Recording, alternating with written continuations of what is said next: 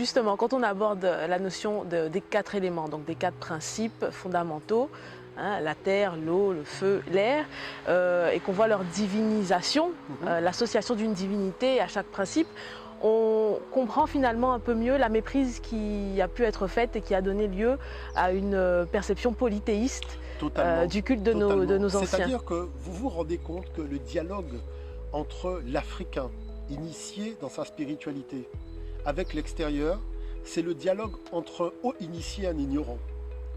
Parce que le problème de fond, c'est que les gens parlent de Dieu, mais un Dieu qui est déconnecté de sa création. Or, tout le monde sait que pour connaître les talents d'un créateur, il faut expertiser ses créations, il faut expertiser ses œuvres. La grande œuvre de Dieu, le grand livre de Dieu, c'est le cocotier, c'est le manguier, c'est le figuier, c'est la mouche, c'est l'abeille. C'est ça le grand livre de Dieu, c'est-à-dire ce que Dieu a créé par le Verbe. Maintenant, comment voulez-vous connaître Dieu sans avoir expertisé comment un manguier fonctionne, comment un fouillapin fonctionne? Il faut quand même arrêter de nous raconter des histoires.